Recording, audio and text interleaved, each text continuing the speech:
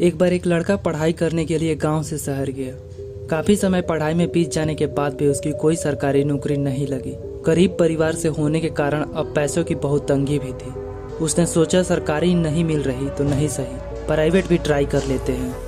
कई दिन तक इंतजार करने के बाद इंटरव्यू के लिए उसे एक प्राइवेट कंपनी का फोन आया। इंटरव्यू का लोकेशन इतनी दूर था कि सिर्फ जाने में ही उसके कम से कम 500 रुपए लगते। अपनी सारी जमा पूंजी इकट्ठा की तो महज 50 रुपए ही इकट्ठा हो पाए। दोस्तों से पहले ही इतना उधार हो गया था कि अब उनसे मांगने में भी शर्म आने लगी थी।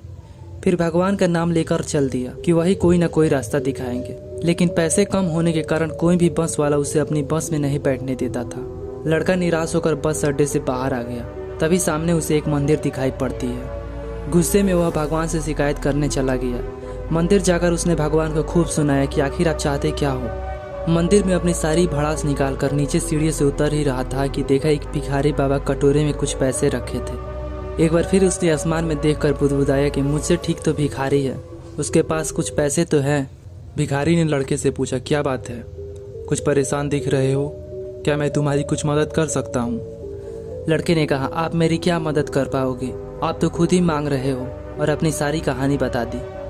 भिखारी ने कहा, देखो बेटा, सारे दिन मंदिर के बाहर बैठा रहता हूँ, इसलिए यहाँ से मिलने वाले प्रसाद से पेट भर जाता है। जो पैसे मिलते हैं उनसे दवाइयों का प्रबंध हो जाता है। अगर इन पैसों से तुम्हारा कुछ काम हो जाता है तो जो भी पैसे चाहिए ले सकती हो। लेकिन लड़के ने कहा, अरे नहीं बाबा, आपसे पैसे कैसे ले सकता हूँ। भिखारी ने कहा, कोई बात नहीं बेटा, उधार समझ कर ले लो, जब तुम्हारी नौकरी लग जाए तब लौटा देना। लड़के ने कहा, हाँ यह ठीक है। उसने पैसे लिए और अपने इंटरव्यू के लिए चला गया।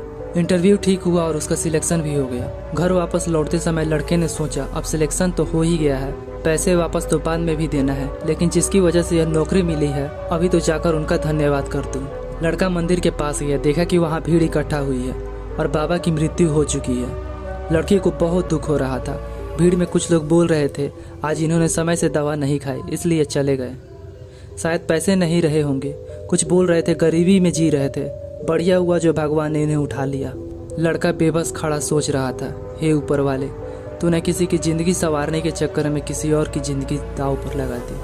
दोस्तों, यह छोटी सी कहानी हमें ये बात सिखाती है कि हमें हमेशा दूसरों की मदद करनी चाहिए बिना किसी उम्मीद के। भलाई करने से हम अपने आप को भी खुश और संतुष्ट महसूस करते हैं और ऊपर वाला भी हमें कभी अकेला नहीं छोड़ता।